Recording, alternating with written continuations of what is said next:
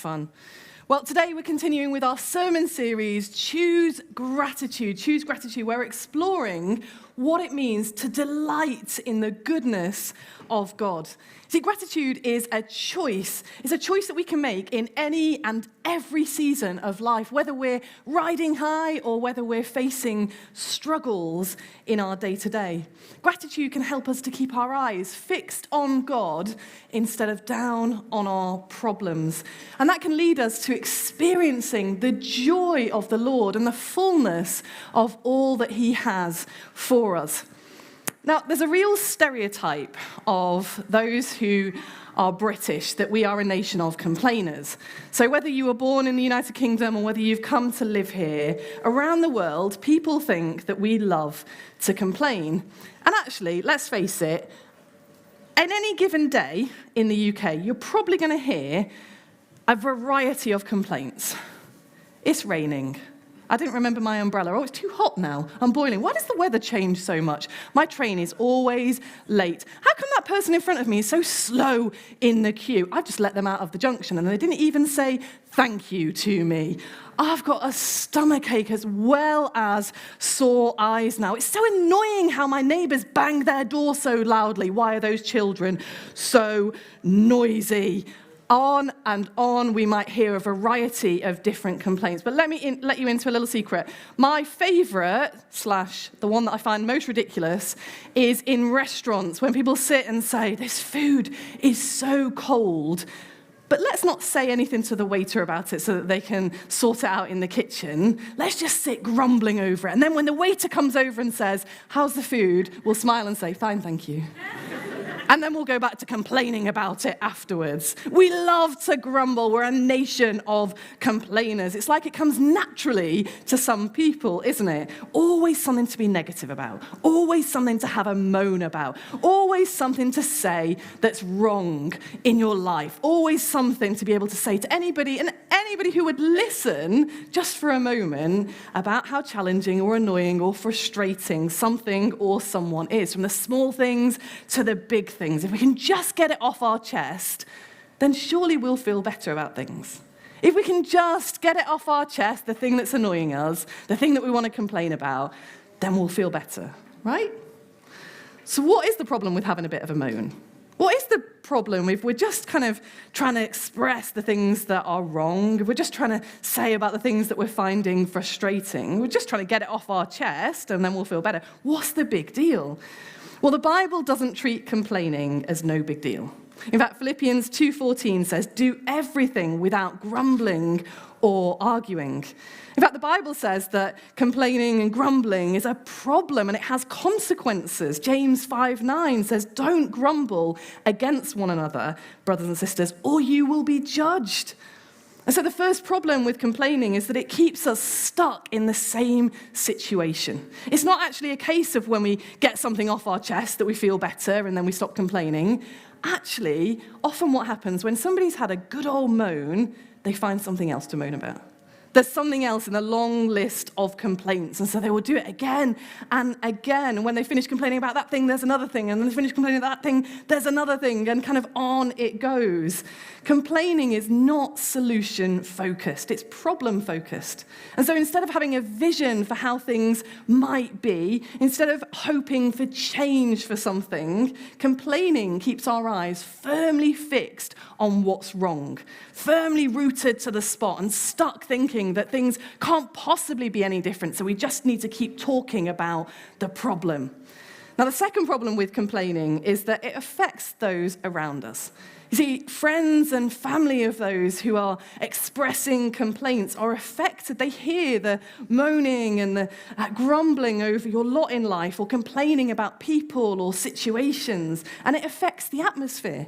It changes the mood around the person who is complaining, and it restricts other people. Because how often have you had something good happen in your life, you've had some good news to share, and then you're around somebody who, actually, they often complain about things. They often find the negative in things. So maybe I just won't say my good news. Maybe I won't share my positive view. Maybe I won't say about something good that's happened, because the atmosphere is different when you're around somebody who complains a lot. Now, complaining also affects our witness to other people. If people keep hearing about how annoying life is and how frustrating life is for those of us who are walking with Jesus, well, it doesn't look really very attractive, does it? But possibly the most significant problem with complaining is that it blocks our relationship with God. It blocks our relationship with God because if we're too busy complaining about something, we're not praying about it. If we're too busy grumbling about something, we're not talking to God about it. If we're too focused on the problem, we don't have eyes for the problem solver. If we're too hung up on grumbling and moaning and complaining, we won't be able to hear God's comfort and promise and hope. See, complaining is not from God. In fact, it's the devil who wants us to whinge and moan and grumble and complain and criticize because he knows that if our mouths are full of complaints, then they can't be full of praise. Right. He knows that if our mouths are full of grumbling, then we can't be speaking God's language of praise and gratitude to him. The devil knows that if he can just get us to keep looking down at our problems instead of looking up at God, then he's got us. And that's why we need to look up to God instead of fixing on our problems. Complaining is a surefire way to hinder the work of the Holy Spirit in us and through us. So who wants some good news this morning? Yes. Well, God has the power to break a spirit of complaining. God has the power to help us to overcome grumbling and complaining and moaning, to help rid ourselves of those and instead to be able to speak his language of praise and thanksgiving and gratitude. My message today is called From Grumbling to Grateful. From Grumbling to Grateful.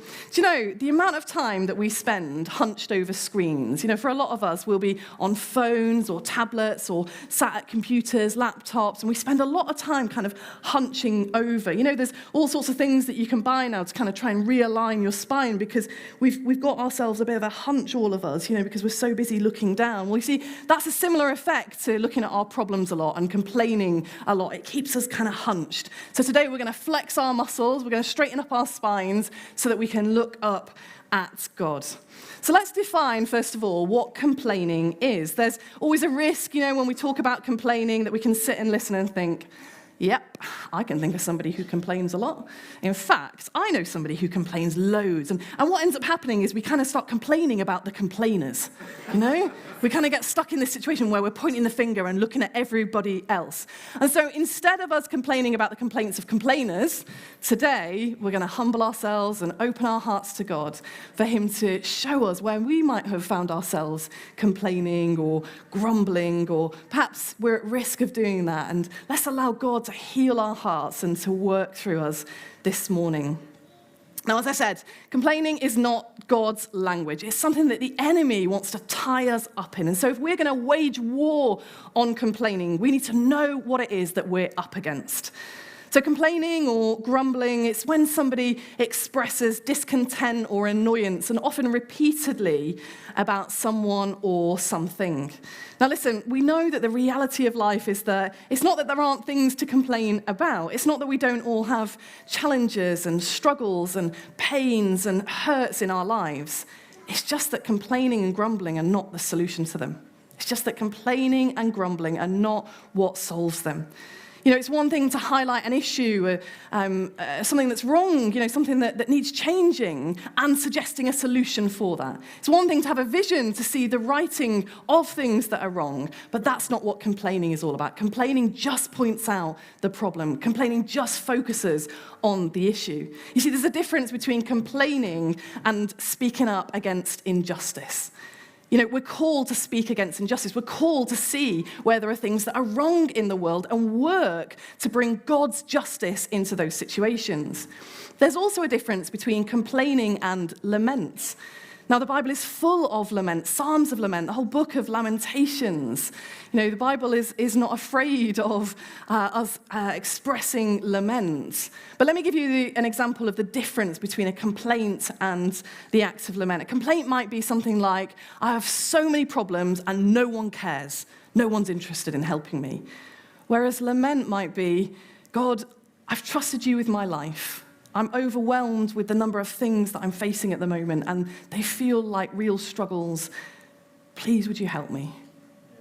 That's the difference between a complaint and lament. Complaining and grumbling, you see, they're the opposite of thanksgiving and gratitude and contentment and loyalty. And so we're going to look at 4 root causes of complaints, as well as what we can do about them, the problem and the antidote, as it were, to help us to go from grumbling to grateful. And to do that, we're going to turn to Numbers chapters 13 and 14. Now, the context here is that Moses has led Israel out of slavery in Egypt, and now 12 spies have gone out to scout the land that God had already promised to them. They're gone for 40 days before they return with their report, and we're going to pick it up there from verse 26 of Numbers chapter 13. They came back to Moses and Aaron and the whole Israelite community at Kadesh in the desert of Paran. There they reported to them and to the whole assembly and showed them the fruit of the land. They gave Moses this account. We went into the land to which you sent us, and it does flow with milk and honey. Here is the fruit. But the people who live there are powerful, and the cities are fortified and very large. We even saw descendants of Anak there. The Amalekites live in the Negev, and the Hittites, Jebusites, and Amorites live in the hill country, and the Canaanites live near the sea and along the Jordan. Then Caleb silenced the people before Moses and said, we should go up and take possession of the land, for we can certainly do it. But the men who had gone with him said, we can't attack those people. They're stronger than we are. And they spread among the Israelites a bad report about the land that they had explored. They said, the land we explored devours those living in it. All the people we saw there are of a great size. We saw the Nephilim there. The descendants of Anak come from the Nephilim. We seemed like grasshoppers in our own eyes, and we looked the same to them. And then carrying on to Numbers chapter 14. That night, all the members of the community raised their voices and wept aloud. All the Israelites grumbled against Moses and Aaron, and the whole assembly said to them, if only we died in Egypt or in this wilderness. Why is the Lord bringing us to this land only to let us fall by the sword? Our wives and children will be taken as plunder. Wouldn't it be better for us to go back to Egypt? And they said to each other, we should choose a leader and go back to Egypt. And so God has freed the people from slavery in Egypt. They've had this amazing escape. Moses had led them out, the seas parted, and even though Pharaoh came after them, he didn't get very far, and they're heading towards the promised land. But then they find themselves complaining again. Now, sadly, this is certainly not the first time that we hear about the people of Israel complaining. But we're just going to focus on this particular instance. And let's look at the roots of some of their complaints here to give us a picture of the roots of some of our complaints as well. And so the first root or cause of complaining I want to look at is our own insecurities. So the 12 spies, they've gone out to scout the land that God had already promised to them. And 10 come back to spread a bad report. They come back with a bad report to spread amongst the people. It's only Joshua and Caleb that have faith in the promises. But when Caleb says we should go and take the land, we can certainly do it, the insecurities of all the others come out. They say, they are stronger than us. We seem like grasshoppers in our own eyes, and we look the same to them. They've all been to the same place. They've all gone and seen the same things, and yet when one says, we can do this, we can definitely do this, nearly all the others say, but look at us. Look at how weak we are. Look at how small we are. Look at how insignificant we are. We can't go and attack the land because our opponents are much stronger and we're weak. And they do that because this is the impression of themselves. This is their insecurities coming out. We seem like grasshoppers in our own eyes. And so of these two reports, the good report and the bad report, the Israelites take on the bad one. They grumble against Moses and Aaron because they accept this as their identity. They agree, yes, we must seem like grasshoppers. We must be smaller. We must be weaker. And this leads to their complaints. If only we died in Egypt or in this wilderness, surely we'll die here now. We can't let our insecurities drive us to complain. Instead of focusing on our own weaknesses, we need to magnify God's strength. We need to fix our eyes on God's power. You know, complaining can sometimes come from an unhappiness with ourselves, from our own unresolved issues or insecurities. And this can sometimes come out as complaints against other people. You see how quickly the people here are to complain against Moses and Aaron and ultimately against God. But God is a God of restoration. God is a God who wants to bring us into his wholeness. And that's the antidote to complaining out of our own insecurities. It's to pursue a wholeness in God, to allow God to change our perspective of ourselves, to stop fixating on our own shortcomings or weaknesses or difficulties, and instead to allow God to give us a confidence that can only come from him, to stop believing the negative words that have been spoken over us and instead believe what God says about us, to stop allowing old issues to kind of resurface in us and instead to allow God to change us from the inside out, to stop identifying with our old selves. I'm like this, I'm like that. Well, somebody used to say this, I've taken on this label, and instead to hear from God and to position ourselves as daughters and sons of the King. God helps us to go from insecurity to confidence in him. And it's amazing how our attitude and perspective shifts when we're focusing on God's strength instead of our own weaknesses. Now, the second root cause or cause of complaining is having incorrect expectations.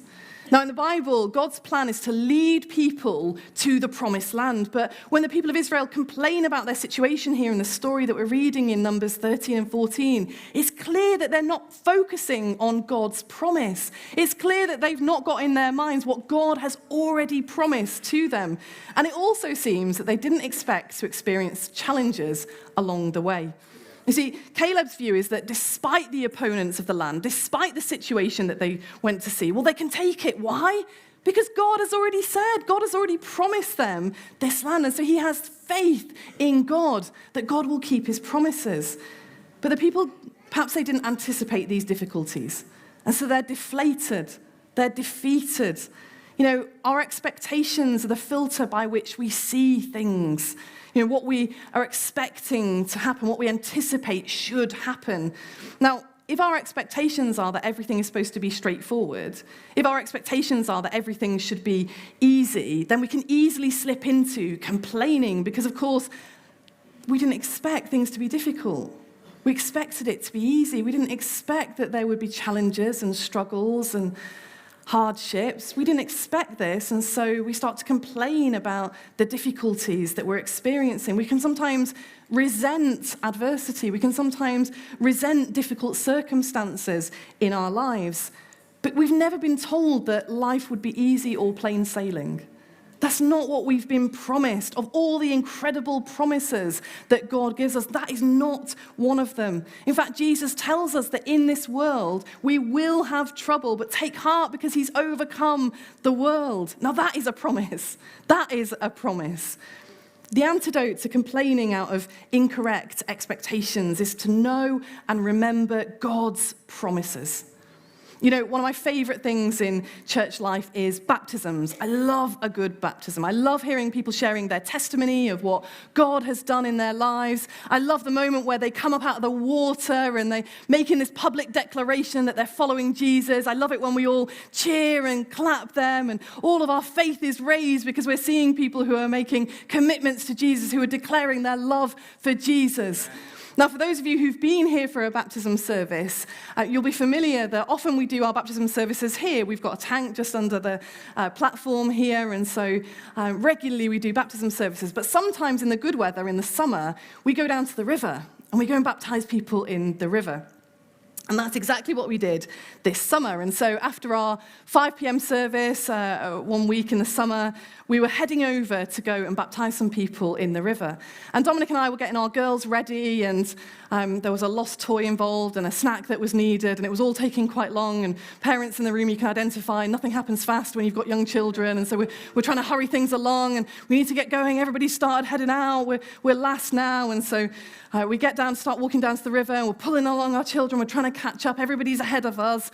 And we're catching up, and we start to see people in the distance. Great, well, we need to get there quick because Dominic and I are supposed to be praying at the start. And so we're supposed to be there first, not last. And so we're trying to catch up, and we see people ahead going down the riverbank, and they're starting to make their way down the slope that heads down to the riverside to where people are going to be baptized. And so as Dominic sees this, he says, look, there's a shortcut. And he points to this little gap that's a kind of steep, sandy slope with branches over it. And, I'm looking at it and thinking, this does not look like a shortcut. It looks like a dangerous slide or something. But Dominic's already headed down because we're in a rush, and he's reached his hand up to me. So I take his hand, and I step on a branch, and I slip. And I slip over. Bit loud laughing there for falling over, I feel. And I slipped over and slid down this slide, which was not a shortcut, and got up, and I had dirt and sand all over my hands, and I had twigs in my hair, and I had a scrape up my arm, but we're still in a rush, and so I'm rushing along, and I'm trying to brush everything off, and as I'm brushing myself down, I think, something doesn't feel right here. And I realise that the back of my dress has ripped right down. And I've got to head to a baptism service by the river, where I'm either going to be facing the people to pray, or I'm going to be facing the river to watch the baptisms. Either way, there's no wall to stand against, and it's in the summer, so I'm just wearing a summer dress. I've not got a cardigan that can just tie around my waist, and I've just got a big rip down the back of my dress. And so panic starts to set in at this point, while I'm thinking about, this is not going to look good in a baptism, so I don't want to be distracting people. This is not the best look for a pastor in a baptism service. And then it occurs to me, this wonderful moment of realization, I'm wearing shorts underneath. I have never been so happy about a pair of shorts than I was in that moment. You see, the reality is that life will throw up all sorts of things, all sorts of unexpected things. But just like a good pair of shorts, God's promises have got you covered. God's promises have got you covered. When we're in relationship with him, we can know that he has promised us life in all its fullness. He has promised us his grace and his forgiveness. He has promised us love that is high and wide and deep. He has promised us that he will be with us wherever we go. He has promised us victory in Jesus. He has promised us that we are overcomers. He has promised us an eternity with him. There are incredible promises in him, but let's not be spoiled by the expectations of an easy life. Let's not be spoiled by the expectations of no hardship and no suffering. Instead, let God help us to go from incorrect expectations to knowing his promises, Now, the third root or cause of complaints is inaccurate comparisons. Now, when the Israelites, they encounter the challenge of taking the promised land, they make a number of false or inaccurate comparisons. Firstly, they compare their situation where they are now to Egypt. Now, remember, they're talking about the Egypt here where they were enslaved, where they had no freedom, where they were in servitude to Pharaoh, a cruel leader, and yet they say, we should go back. We should go back to that situation. And they also start saying, well, we need another leader. They point the finger at Moses and Aaron, despite the fact that God has appointed them as leaders. And they decide, well, if we compare them with somebody else, we don't know who the somebody else is yet, but the somebody else is definitely going to be better than Moses and Aaron. You see, our complaints that are rooted in comparison, they can take many forms. We can view our old lives, or we can view our previous circumstances with rose-tinted glasses, complaining about where we are now. And this is often inaccurate because we can kind of blur the past with rose-tinted glasses and exaggerate the present, make it much worse than it currently is. And it used to be much better, used to be brilliant, in fact, even though potentially we might have been complaining back then. Or we complain against other people, comparing them to someone we perceive as better, not recognizing that every individual is made in the image of God. And again, when we're complaining about someone, we'll often exaggerate how this other person is so much better and exaggerate the flaws and the misgivings and the shortcomings of the person that we want to complain about. Now, the other common way of comparison fueling our complaints is when we compare what we have with what other people have. How they've got a better house, they've got a better car, they've got a better job, they've gone on a better holiday, they have an easy and wonderful home life, they don't have to worry about their health, their kids are much better behaved, they have brilliant jobs. We can kind of go on and on about all these comparisons that we can make to other people. And they're often inaccurate. Usually these comparisons get made on a kind of external view. We don't necessarily know all the details of that person's life, but we see something and we think, I'm going to compare their external with everything that I know about my own in life. I may not know what they're going through in any other area of their life, but they've got this one thing that I feel I haven't. And so I'm going to compare myself. I'm going to set up a false comparison of their outside view with my inside view. But do you know what?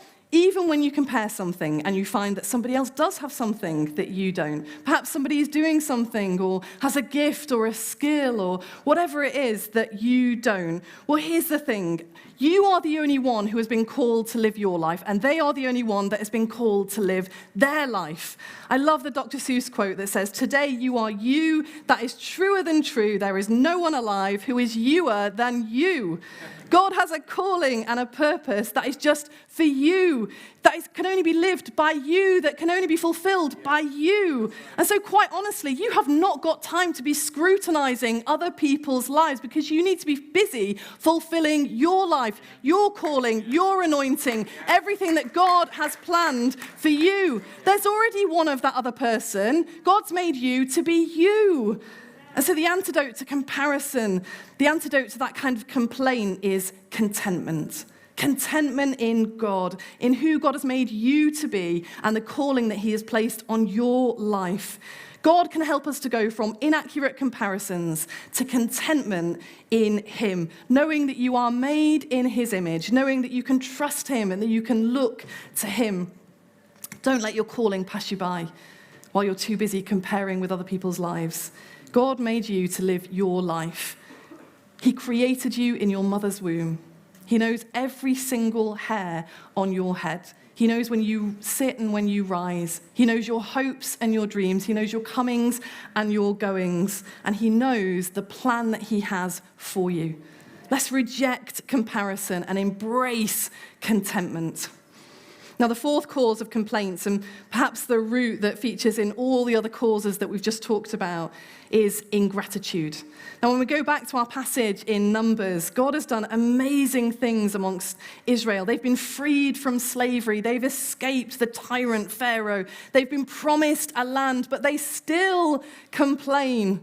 They complain because they forget what they have. They complain because they forget what God has done for them. They forget to be thankful to the God to whom they owe everything to. 1 Thessalonians 5:18 tells us to give thanks in all circumstances. Do you know what? Just because our circumstances might be difficult, it doesn't mean that we haven't got loads to be thankful for. In Philippians 4, verse 5, Paul says, "Rejoice in the Lord always." And he writes this from prison. So he really is being thankful. He really is rejoicing in all circumstances.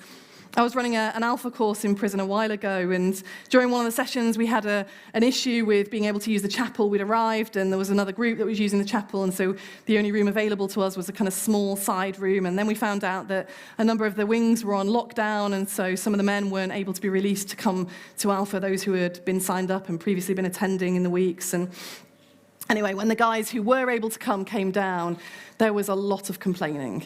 And so there were complaints along the lines of, why can't we use the chapel? That's where we normally are. Why do we have to use this pokey side room? Then there were complaints along the lines of, where's my mate from B-Wing? Why isn't he here? Why is half the prison on lockdown? And then there were complaints along the lines of, why do they always schedule two things at once? Because I want to go to the thing in the chapel and I want to go to Alpha. Why can't I go to both things? But I can't, because they always schedule the things on the same time. And it kind of went on and on and on like this. Now remember, we've talked about that sometimes our complaints, sometimes the things that we identify as going on might actually be accurate. Sometimes they're not, but sometimes they might be true. And in every situation that was being described here, they were all true. All of the complaints were true. There had been two things put on at the same time, one in the chapel and one in the side room. We had been moved out of the chapel into a pokey side room. There was a lockdown on some of the wings, and so some of the men weren't able. All of these things were accurate. It's just that complaining doesn't do anything about them. Complaining is not the solution to them. The antidote to ingratitude is to recognize what we do have, to recognize what it is that we can be thankful for. And so I started this session by asking everybody to turn to somebody next to them and tell them something that they were grateful for. And can I tell you, in that prison, amongst a bunch of guys who have got who had difficult lives and difficult pasts and difficult circumstances, they all found something to be grateful for. And it changed the atmosphere completely. It broke the power of negativity and complaining and instead introduced back into the room God's language of thanksgiving and praise. You see, there is power in our gratitude. When we speak God's language of thankfulness and praise, the enemy's language of negativity and criticism and complaints is overcome. You know, a complainer doesn't cease to be a complainer by just stopping complaining. Instead, it's by giving thanks. That's how we stop being complainers, is by giving thanks. Thanks for all that God has done. Thanks for who God is. Thanks for all that we have. Thanks that we can trust God for our futures. God can help us to move from ingratitude to recognition, and so that we can recognize all that we have to be grateful for. And you know what? It's wonderful, because once you start recognizing the things that you've got to be thankful for, it becomes a regular thing. It becomes a habit, and it becomes quite an easy habit, actually, once you get into recognizing the things that you have to be thankful for. It becomes a natural thing. You know, one of our collectives here at City Church decided that during this sermon series of Choose Gratitude, they would share 3 things that they had to be thankful for on their WhatsApp group. They took it in turns, in alphabetical order of their names, of 3 things that they had to be grateful for. And they were big and small things, things that might impact a day, things that might impact their whole lives. And you know what? From what I heard, nobody struggled to find their 3 things. In fact, the thing that they struggled with was to limit it to 3 things, because they had loads of things. Once they focused their minds on recognizing what they had to be grateful for, they had loads of things that they could think of that they were grateful for. And that's what happens when you make a conscious decision to be grateful. That's what happens when you choose gratitude, to remember what God has done for you, to remember to delight in his goodness and express thankfulness to him. God can help us to go from ingratitude to recognition, helping us to recognize and remember who he is and what he's done. Do you know what? Christians were never meant to be complainers. It doesn't suit us. It doesn't fit us at all. Christians are meant to be the motivators. Christians are meant to be the encouragers, the hopeful, the problem solvers, those who speak good into the world, those who give praise and thanks to Almighty God. And those of us who follow Jesus, well, we should be known by an attitude of gratitude, well, not by any grumbling or complaining. Let's take seriously the problem of complaining and ask the Holy Spirit to uproot any grumbling and strengthen our gratitude muscles, to help us to move from insecurity to confidence in God, to help us to move from incorrect expectations to knowing God's promises, to help us to move from inaccurate comparisons to contentment, to help us to move from ingratitude to recognition. Let's be a people not known for our grumbling, but instead for our gratitude. Let's be a people who our thankfulness is so infectious that it spreads and changes the atmosphere wherever we are. Let's be a people who see the gold instead of the dirt. Let's be a people who do everything without grumbling or complaining. Let's move from grumbling to grateful and be free of the shackles of complaining so that we can step into our promised land.